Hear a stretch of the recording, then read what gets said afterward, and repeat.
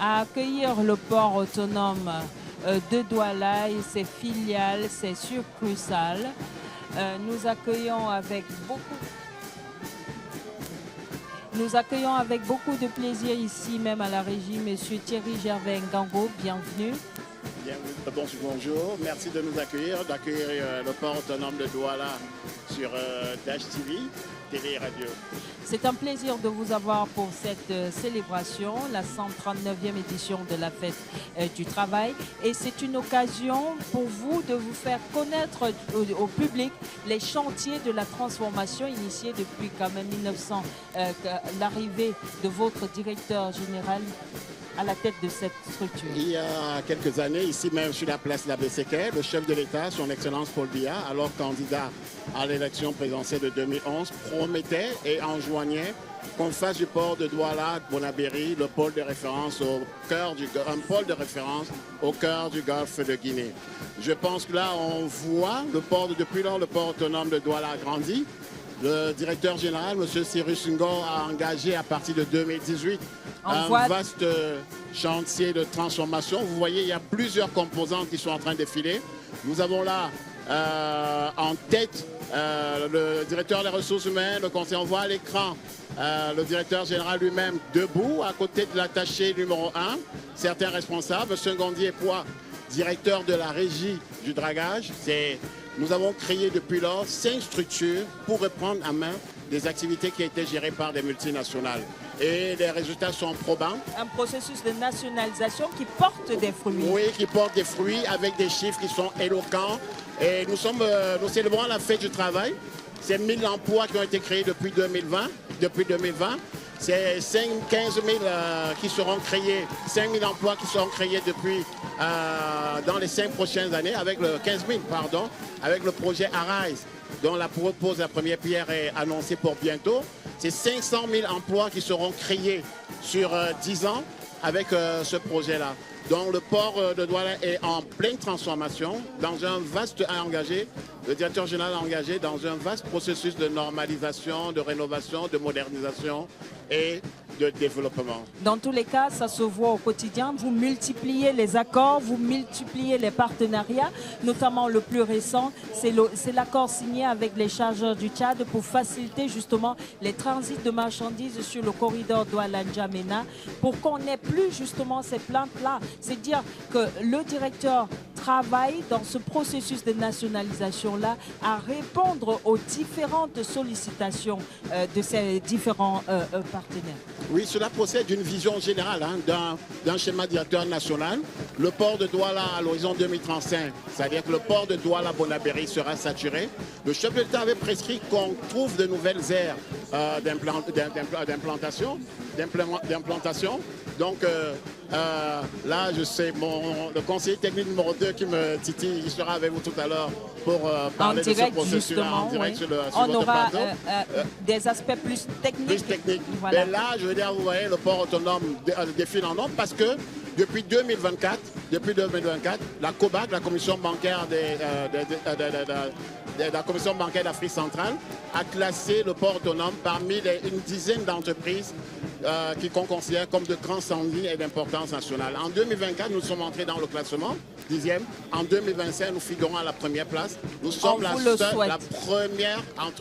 seule entreprise publique à figurer dans ce classement devant de grosses multinationales. Ce qui prouve bien la santé. Et on parle de travail décent aujourd'hui. Oui. Peut-être qu'on en parlera tout à l'heure. On parle de travail, on parle de dialogue social. Je veux dire que là aussi, le port autonome de Douala est devenu une référence en termes de dialogue social. La direction générale et les délégués du personnel dialoguent tous les mois, c'est institué. La prise en charge du personnel, c'est 100% avec leurs conjoints et leurs enfants. Les retraités sont pris en charge jusqu'à 5 ans après leur départ à la retraite. Il y a, nous disposons d'un centre médico-social. La CNPS, les cotisations sociales sont payées. Donc, je pense qu'aujourd'hui, l'entreprise qui défile devant nous... La régie du dragage du port autonome de Douala. C'est très important. Oui. Et pendant plusieurs années, pendant 15 ans, le Cameroun a dépensé plus de 150 milliards de francs CFA pour le dragage de sa principale voie d'accès, au port autonome de Douala. Depuis 2020, avec la création de cette régie, c'est plus de 6 milliards d'économies qui ont été qui sont faites chaque année.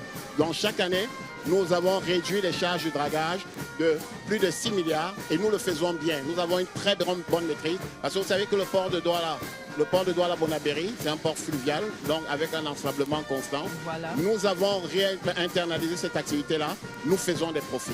Les carrés du port autonome de Douala, ce sont des carrés assez importants, comme en ce moment la régie du remorquage. Elle s'occupe sur un port fluvial. Elle travaille pour l'accompagnement des navires à l'entrée et à la sortie. Dans les tribunes, on sent les anciens portuaires, oui, voilà, qui est debout, fier. On voit Madame Sopor, qui était conseillère technique. Aujourd'hui, elle est sénatrice.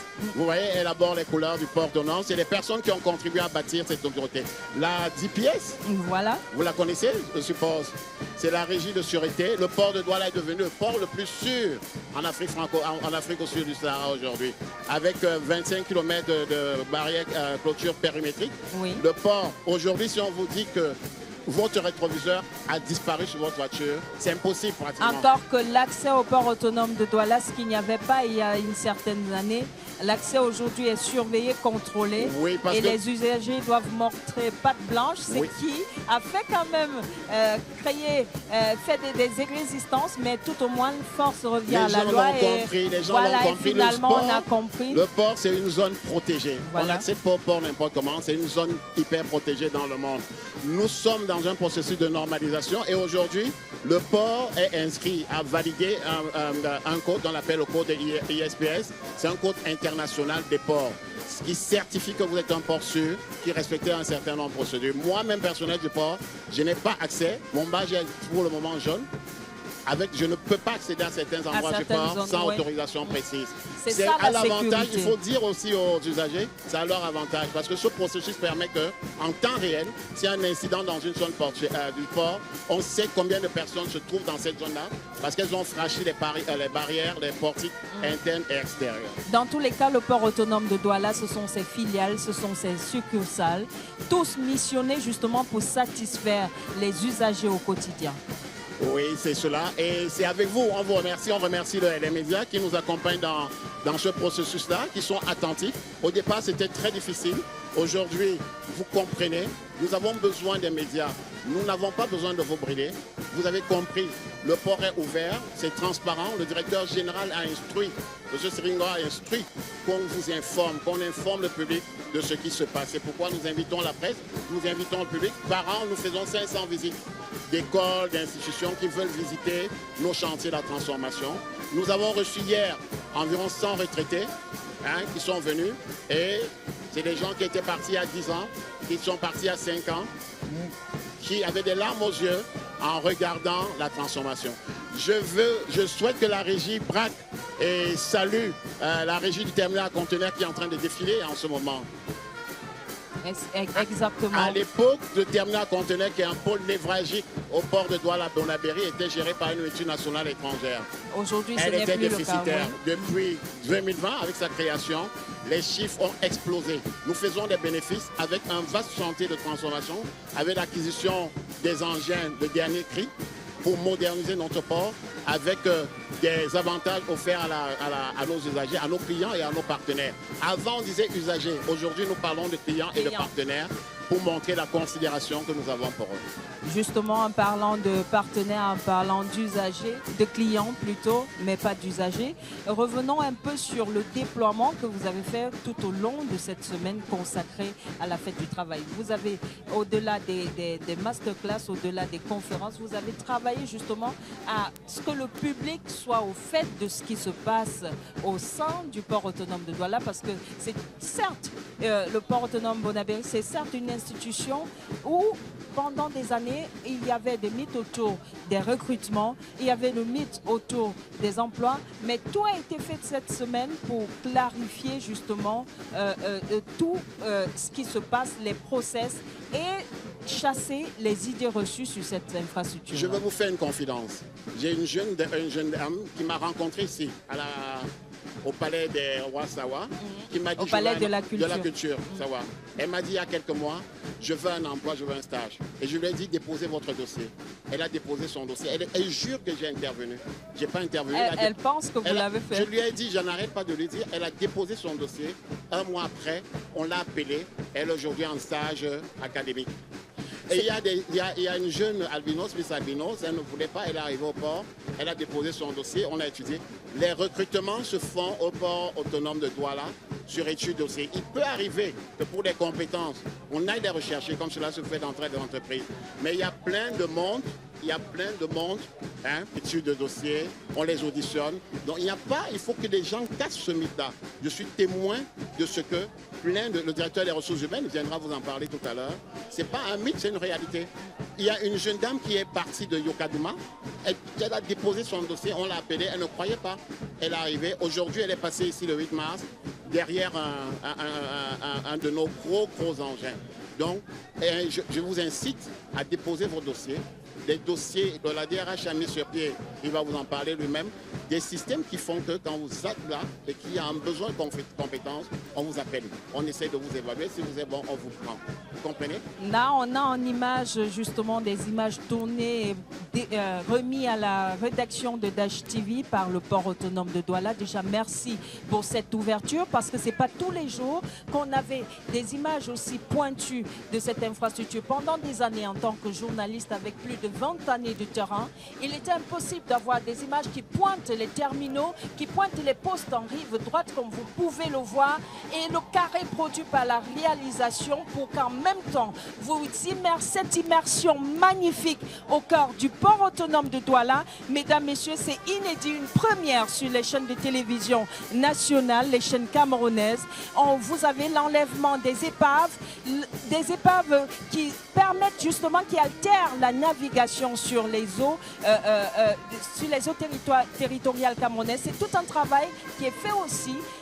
Et là, le petit carré, la SGS, qui est en train de... Voilà, enlèvement des épaves, dragage à 5 km. Là, je vous ai annoncé tout à l'heure, il est en train de défiler. Je vais lui céder la place. Peut-être je vais revenir le DRH lui-même, parce que c'est lui qui a conduit le défilé, Adrien. C'est lui qui l'a préparé et je vais le remercier. C'est mon directeur. Je vais le remercier d'avoir accepté de venir parler, c'est important, de la politique des ressources humaines. Bon, voilà, il est journaliste, donc vous allez vous sentir à l'aise. Et journaliste que je connais très bien. Merci. Bonsoir. Bonjour, madame. Bienvenue. Je pense que M. Chechoumaban, là, il aurait été... je vais mener cet entretien en français parce que je vous sais bilingue, mais normalement, votre première langue, c'est l'anglais. Merci d'avoir accepté de nous rejoindre au moment où nous vivons cet instant magique et magnifique sur Dash TV, où le port autonome, un partenaire de Dash TV, montre aux yeux du monde son savoir-faire et qui est en train de mener un processus de nationalisation qui, ma foi, est une réussite pour l'instant. Est-ce qu'on peut revenir en tant que responsable des ressources humaines justement sur le processus de recrutement qui a fait l'objet au moment de la préparation de cette fête du travail de plusieurs conférences justement pour éclairer la lanterne des usagers? Sur le problème de nationalisation? Non, sur le problème de recrutement au sein du port autonome de Douala. Le recrutement au port autonome de Douala se fait chaque année. D'ailleurs, le décret présidentiel qui exige qu'à la fin de chaque année, le directeur général soumet à l'approbation, à l'examen, approbation par le conseil d'administration, un plan de recrutement.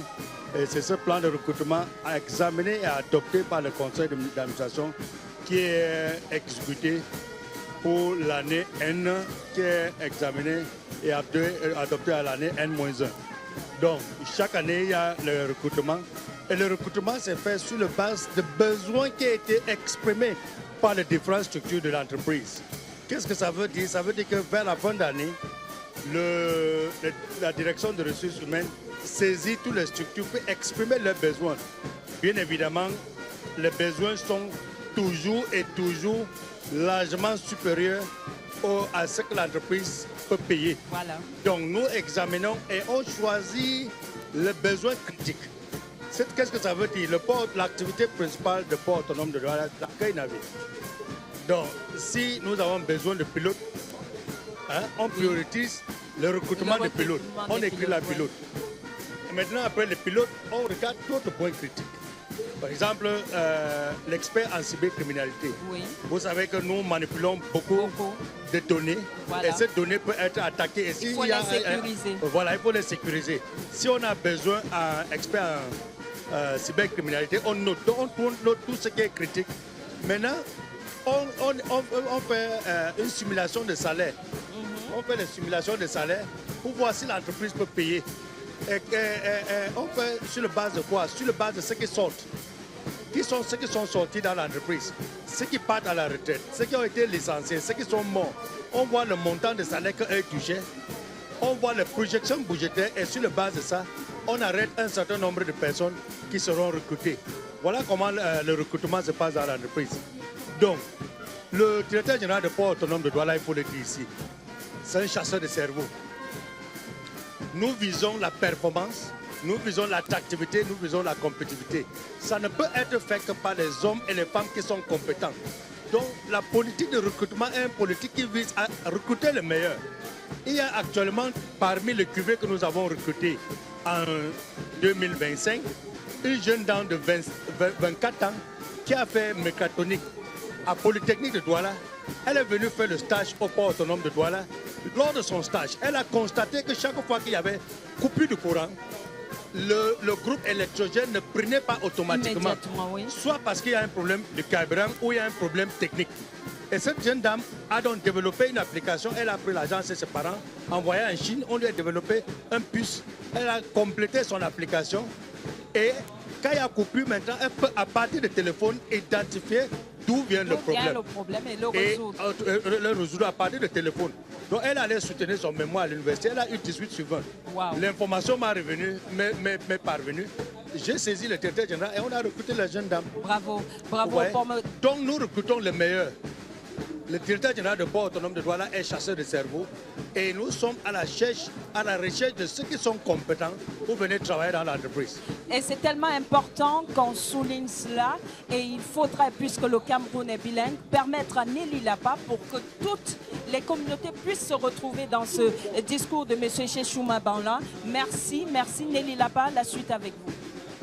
Thank you, Adrian Novodem. Ladies and gentlemen, we are here with the Director of the Human Resource of the Douala Autonomous Port. Douala Port Authority. Port Authority of Douala. Douala Port Authority. Port Authority of Douala. Port Autonome de Douala in English is Port Authority of Douala. Port Authority of Douala. Thank you for the correction, Mr. Cheshouma Banla. Today is International Labour Day, and yes, we are looking at the aspect of recruitment at the Port Authority of Douala. Is that it?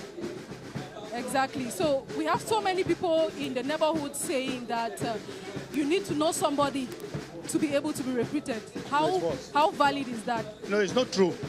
It's not true because the objective that we have is to make the Port Authority of Douala a highly performant company. You know, the port industry is an industry where you need to be competitive to survive. If we don't perform very well, vessels will not come to us. So to perform very well, we need to recruit people who are talented. You understand? And I was given, explaining in French a while ago, that among those that we recruited this year is a young lady of 24 years old who did mechatronic at Polytechnic in Douala. She came to do internship at the port, and notice that each time there is power failure, our generator does not pick up automatically, either because there's a fuel problem or because there's a technical problem. So she developed a software, took money from her parents, sent to China, and she had the SIM card and developed a software.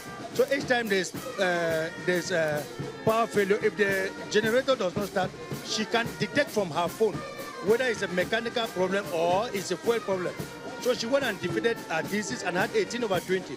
I got the information, informed the general manager, I said we should recruit her. And now she's developing a software to track all our vessels and be able at any given time to tell with mathematical precision where our vehicles are. So that's a young girl. We recruited her. I don't know her parents. It's just recently that she told me that her mother is a farmer in Banjok. So it was no man who would have recruited her. And there are many people like that. Now like this, I'm looking for somebody who can pilot the ship. You have somebody who can pilot the ship, who have the certificate, who has trained as a ship pilot. You bring the person who recruit without knowing where the person comes from. Because to perform, we can only perform with the best. An enterprise is like a football team. To win a match, you need to play with the best players. And that's exactly how we are organized today. So as you earlier said, recruitment is done on needs. On because needs there are and so merit. many people who say they are drivers, they are coming and they are looking for people who have big diplomas. They No. don't look at them. We did a recruitment test about 2 years ago, and we had a short list of 35 drivers who were good. So each time there is a need of driver, we take from there. I don't need to. I mean, the recruitment test, the drivers came. We asked them questions. We took them, sent them to go and drive. They came back, and then we evaluated them. And then we had a short list of 35. You come to my office, I'll show you the list.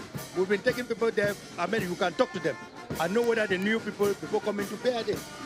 So is there a particular period of the year that recruitment is launched? Is there any procedure that recruitments are the done at the population beginning should of the know? year. Recruitment are done at the beginning of the year in function of the needs. How do we establish our recruitment needs?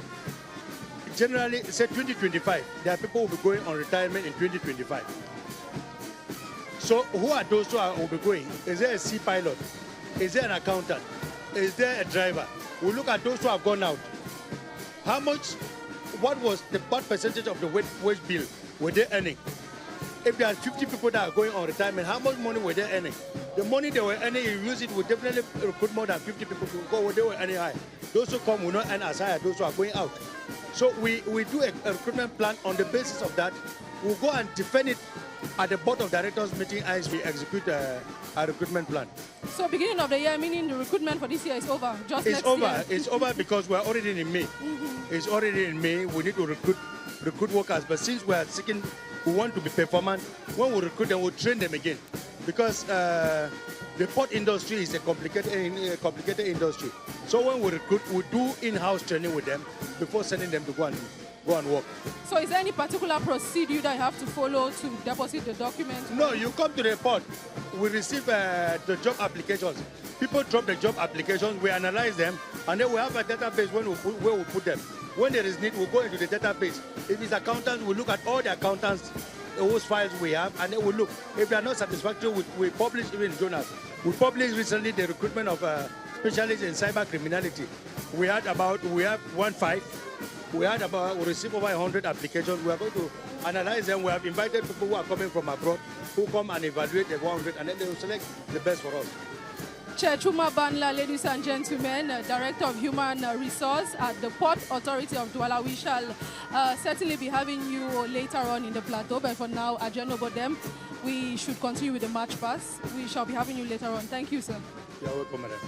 Merci Nelly Lapa, merci Monsieur Tchétchouma Banla, merci pour cet écran, pour cet angle consacré au port autonome de Douala. On va poursuivre justement, on continue toujours avec le port autonome de Douala et nous avons le plaisir d'accueillir ici même à la régie Monsieur Bertrand Owonondi, conseiller technique numéro 2, conseiller technique au port autonome de Douala. Et c'est un plaisir de vous recevoir. Merci. Merci d'être là. C'est moi qui vous remercie. Vous êtes le conseiller technique numéro 2, vous avez été directeur de l'exploitation à l'âge de 28 ans au port autonome de Douala. Vous avez connu l'Office national des ports du Cameroun, vous avez connu plusieurs directeurs généraux et vous avez été vous-même responsable des ressources humaines. C'est dire que le port autonome, vous le connaissez, le port autonome, vous avez grandi et vous avez vu grandir le port autonome de Douala. Qu'est-ce qui a véritablement changé aujourd'hui en termes de management? Bien, merci de m'accueillir chez vous. Je vous souhaite également une très bonne fête du travail. Merci. Parce que vous êtes des travailleurs aussi. Merci. Merci. Alors, qu'est-ce qui a changé? Il y a eu plusieurs évolutions. Il y a eu la célèbre table ronde de 1997 qui annonçait déjà la réforme portuaire qui est intervenue par une loi votée en 1998. Alors, nous partons là de l'Office national des ports du Cameroun. la réforme portuaire vient créer 3 ou 4 entités. Les 3 ports autonomes, au port autonome de Douala, de Kribi et de Limbe. Il y en avait un 4e, Garoua, qui a été rétrocédé par la suite à la commune urbaine de Garoua. Ensuite, on a créé dans la foulée l'autorité portuaire nationale, qui est l'autorité de régulation du secteur. Voilà la première phase de la réforme portuaire. Puis, chemin faisant, les organes de gestion se sont mis en place, en particulier au port autonome de Douala, à qui la gestion des autres ports a été confiée en attendant la mise en place des organes sociaux. Puis est intervenue donc la mise en place des organes sociaux du port autonome de Kribi, qui aujourd'hui est opérationnel depuis quelques années, avec la nomination des conseils d'administration, des directeurs généraux. Alors, c'est ça le point de départ du port autonome de Douala. Oui. Après, il y a donc eu ces évolutions, notamment avec ce fameux 6 octobre 2011, avec le lancement de la campagne électorale oui, où le chef de l'État annonce. Douala, oui, il annonce effectivement que, sous forme d'instruction d'ailleurs, je dois le dire, c'était une instruction mais solennelle. Il annonce qu'il fera du port autonome de Douala, donc du port de Douala-Bonabéry, le pôle de référence au sein du golfe de Guinée. Et aujourd'hui, le pari, il est relevé? Le pari est relevé, ça a mis du temps. Il a fallu, justement, on parlait de management successif.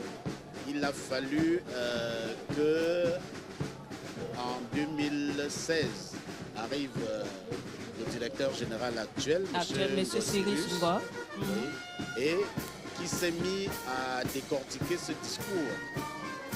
Et s'est dit, voilà, on m'a envoyé en mission, c'est à moi de traduire en fait ce discours, cette instruction du directeur général, du chef de l'État. Excusez-moi, du chef de l'État, et a donc entrepris un vaste chantier de transformation. Il y a eu le projet de sécurisation avec la construction de la clôture. Et qui est un projet abouti aujourd'hui parce que qui rentre sur le port doit montrer patte blanche désormais. Exactement. Et au-delà de ça, vous savez qu'un port, c'est des échanges internationaux. Et donc, ce projet renforce la crédibilité du port de Douala auprès des ports avec lesquels ils échangent, auprès des armateurs qui font venir les bateaux au port de Douala, auprès des chargeurs qui confient leurs marchandises vers Douala ou vers l'extérieur. Cette sécurité renforcée a véritablement changé la donne. Et il y a donc eu ce renforcement de sécurité. Il y a eu la mise sur pied d'un organe en charge de la sécurité, de la sûreté, rattaché à la capitainerie, Douala Port Security, de son nom, la régie déléguée pour la sécurité et la sûreté. Et avec à la clé une création d'emplois énorme. Aujourd'hui, cette transformation s'est traduite également par la construction de terminales mixtes. Oui, la concession de terminaux, c'est vrai, mais surtout la normalisation de certaines activités. Donc, quand on passe de l'ONPC au port autonome, on est dans le régime en général de concession. Et aujourd'hui, on a par exemple le terminal à conteneurs. On a par exemple le terminal à conteneurs, le terminal bois, parce que le terminal à conteneurs lui laisse concéder depuis les années 2004. On a le terminal bois qui était sur le régime de location de terre plein.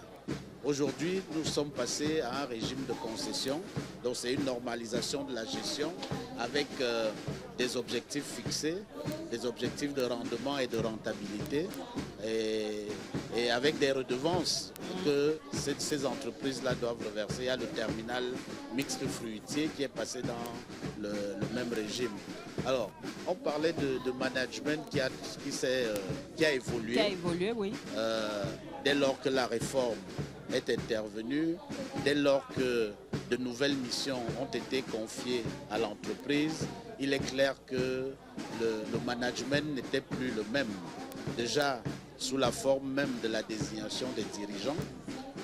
Avant, on était sous le régime des décrets présidentiels.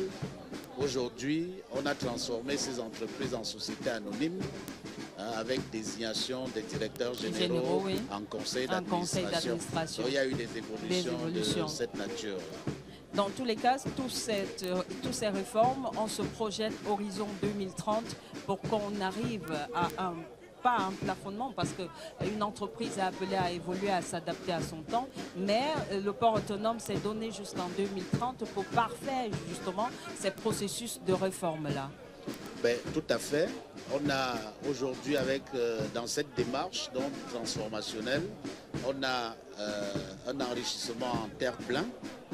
Donc on a augmenté des capacités d'accueil et on continue à en augmenter. Le terminal à conteneurs existant aujourd'hui va évoluer. On va lui ajouter des terres pleins. Donc pour augmenter sa capacité d'accueil, il y a des quais qui vont être construits. Ils vont être construits, notamment il y aura un développement du côté de Bonabéry qui va accroître sa capacité d'accueil en navire et 47 hectares, je crois bien, 47 hectares de terre plein qui vont être aménagés de ce côté-là avec un développement de trafic conteneur. Il ne faut pas oublier, toujours dans la même veine, le gros projet d'aménagement du. Et pendant que vous parlez, sans vous couper, monsieur le conseiller, les téléspectateurs peuvent vivre en 3D tout ce que vous êtes en train d'énumérer, les différents projets sur lesquels travaille le port autonome de Douala. Le port autonome de Douala, et on profite pour éclairer leur lanterne, va bientôt lancer avec Arise sur les berges de la Dibamba un important projet d'aménagement. Oui, justement. Et je permets, et en tant que journaliste, je vous sers dans ce tapis pour que vous puissiez embrayer et le faire mieux que moi. Mieux que vous, je ne sais pas, parce que je sais que vous êtes très bien informé. Informé, mais la technicité, c'est vous. Donc le port, effectivement, avec ce partenariat public-privé avec Arise, va donc aménager une zone industrielle-portuaire. Je crois que c'est 400 hectares. Oui. Et avec 500 hectares. Et donc, on va aménager cette zone industrielle-portuaire. Ce sera une zone logistique, une zone d'accueil pour, là encore, accroître les capacités d'accueil de Douala. Et comme aime bien dire le directeur général, M. Ngossirus, le port de Douala n'est pas seulement port de Douala, c'est un combinat portuaire. Vous voyez qu'il étend ses tentacules bien loin de la zone portuaire initialement voilà, puisqu'on est déjà du côté de la Dibamba. On est déjà du côté de la Dibamba, on va du côté de Bonabéry. Voilà. Donc ça fait du port de Douala un véritable combinat portuaire. Et pour cette zone, uniquement la zone industrielle portuaire au niveau de la Dibamba, c'est environ 15 000 emplois. Projeté en une projection sur 5 ans, 500 000 emplois générés par des activités de transformation des matières premières sur place. Absolument. Et donc vous voyez là que, parlant de management et de développement d'activités portuaires, nous sommes en phase avec la politique gouvernementale. Créer autant d'emplois sur les 5-6 ans à venir, c'est quelque chose de fantastique et ça redonne l'espoir. Donc il y a du travail. Et comme nous célébrons le travail, c'est l'occasion de faire ce genre de promesses à la jeunesse camerounaise. Voilà. Depuis 2024, le port autonome de Douala fait son entrée dans le classement de grand standing et d'importance nationale de la COBAC. En 2025, la structure occupe la première place de ce classement. C'est la seule entreprise publique à y figurer pour l'heure. Comme vous l'avez si bien dit, tout cela part de cette transformation, mais là aussi de la transformation organisationnelle. On est parti de la simple entreprise BAD. Le top management actuel a transformé un certain nombre d'activités en régie. Donc je crois qu'on a 2 succursales non, 2 filiales et 3 succursales, je crois bien. Oui. Donc, vous avez 2 filiales et 3 succursales, voilà, qui ont repris avec succès. Et donc aujourd'hui, les résultats parlent d'eux-mêmes. Vous avez suivi l'épisode du terminal à conteneurs qui était préalablement concédé depuis les années 2004 aux multinationales et dont la gestion a été reprise je crois 2020. Oui. La gestion a été reprise par le PAD et a transformée en régie et qui aujourd'hui fait des résultats fantastiques. Ce qui justifie donc le classement que vous évoquez. Aujourd'hui, là encore, nous revendiquons non pas seulement entreprise port autonome de Douala, mais avec fierté, nous revendiquons groupe port autonome de Douala, parce qu'avec toutes ces filiales et ces succursales, ça fait beaucoup, mais pas assez, parce que chaque fois qu'on a l'impression que une réforme est aboutie, comme vous avez dit, on se rend compte qu'il y a encore beaucoup à faire.